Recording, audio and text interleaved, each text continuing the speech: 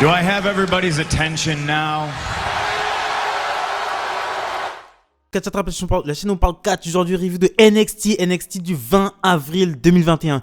Et avant de commencer cette vidéo, je vais vous demander de liker, de vous abonner au max. Abonnez-vous au max les amis, likez, commentez, partagez, très important pour développer cette chaîne. On va au-devant des 300 abonnés avant la fin avril les amis. On ouvre le show directement sur Kyle O'Reilly qui nous dit qu'il en a fini avec Adam Cole et qu'il peut enfin passer à autre chose. Et quand il veut nous parler de Karrion Kross, il est coupé par Cameron Grimes qui arrive, qui le félicite pour sa victoire. Il dit qu'il a besoin de quelqu'un pour investir avec lui. Il lui propose un business car maintenant il est autorisé à remonter sur les rings. Donc Kyle O'Reilly fait genre d'être intéressé, le prend dans ses bras, etc. Et lui met une droite et lui met ses lunettes pour conclure ce segment. On enchaîne ensuite avec le premier match de la soirée. LA Knight faisait face à Dexter Lumis. Donc c'est une grosse domination de Dexter Lumis, hein. Démonstration de force de Dexter Lumis. LA Knight ne fait que vendre. Et à un moment, Dexter Lumis et LA Knight sont à l'extérieur du ring. Mais t'as Indy Hartwell qui commence à regarder Dexter Lumis. Dexter Lumis est carrément sous son charme. Et à un moment donné, il est vraiment hypnotisé par Indy Hartwell. Et quand il veut remonter sur le ring, il se prend un facebuster pour la victoire de LA Knight qui profite d'une distraction de Indy Hartwell. Et ensuite, après le match, t'as Dexter Lumis et Indy Hartwell qui se font face. Dexter Lumis est à deux doigts d'emballer Indy Hartwell. Mais t'as The Way, Johnny Gargano, Candice LeRae et Austin Theory qui vient ramener Indy Hartwell à la raison et la ramener en backstage. Donc après avoir séduit Austin Theory, maintenant il se met à séduire Indy Hartwell. Donc on va voir ce qui va se passer dans cette histoire. Bon après ça a l'air de beaucoup tourner entre Dexter Lumis et The Way, mais pas Gargano en fait. Donc moi j'aimerais bien que Dexter Lumis tombe amoureux du titre nord-américain plutôt que de faire kiffer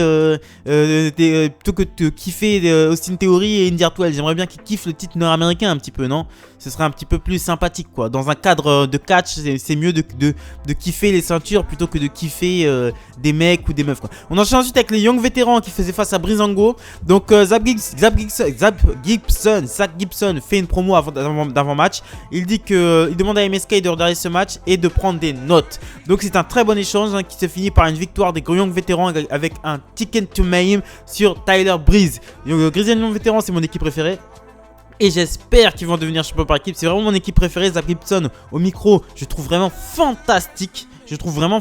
Il a vraiment une sorte d'intensité. Et avec son accent britannique vraiment à couper au couteau, ça passe très bien. J'adore ce qu'ils font. Et j'adore ce qu'ils font sur le ring. Ils sont vraiment très... J'aime bien les équipes anglaises parce qu'ils sont brutales, ils sont bien. En fait, c'est des catcheurs descendants de William Regal, clairement. C'est clairement des catcheurs descendants directement de William Regal. On enchaîne ensuite avec des débuts.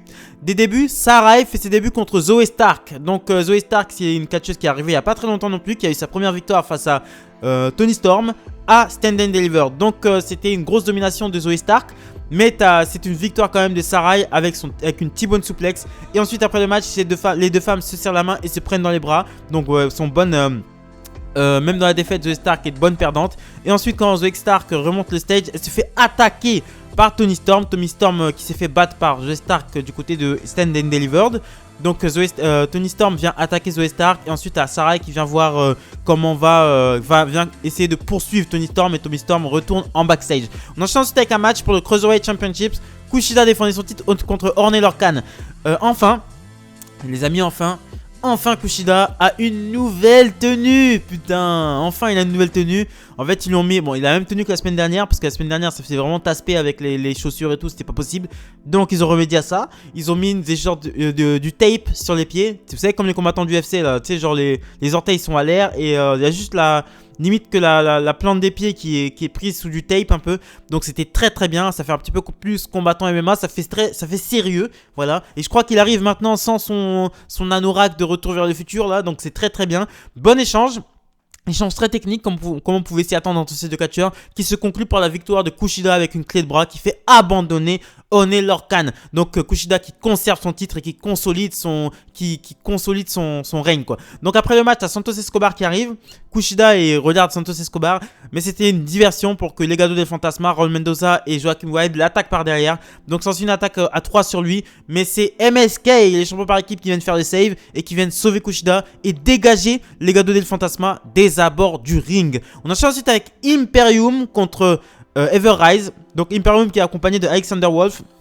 Donc pendant le match, t'as Killian Dane qui arrive. J'ai rien compris pour faire face à Alexander Wolf. Et ensuite, t'as Drake Maverick qui vient faire face à Alexander Wolf, qui va apparemment agresser Alexander Wolf. Hein, donc et ensuite, t'as Killian Dane qui prend Drake Maverick et qui le ramène en backstage. J'ai absolument rien compris. Mais ça, c'est quand même, ça n'a pas déconcentré Imperium, qui finit avec un double finisher sur Parker pour la victoire. Donc, victoire d'Imperium sur Ever Rise. On enchaîne ensuite avec le main event of the evening. Kyle O'Reilly contre Cameron Grimes. Donc Kyle O'Reilly qui se trouve vraiment un nouveau style du côté de NXT, qui est vraiment en solo. Franchement, c'est pas mal du tout. Il fait des bonnes promos sur le ring, je trouve fantastique. Moi, Kyle O'Reilly, c'est vraiment style de catcheur que j'aime beaucoup, qui est un peu striker, qui réussit c'est un descendant, on va dire, de Daniel Bryan, quoi, qui arrive à mêler le UFC et le catch, quoi, mais de manière magistrale. Donc c'était un bon match qui s'est conclu par une victoire de Kyle O'Reilly avec un brainbuster et sa descente du genou de la 3e corde pour la victoire et pour finir ce show.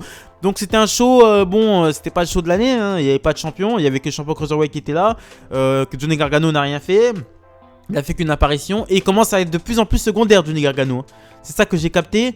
Mec, t'es champion nord-américain, mais c'est pas possible, quoi. On te voit que par bride. Le championnat est mis en option. Tu le défends jamais. Non, c'est pas possible, quoi.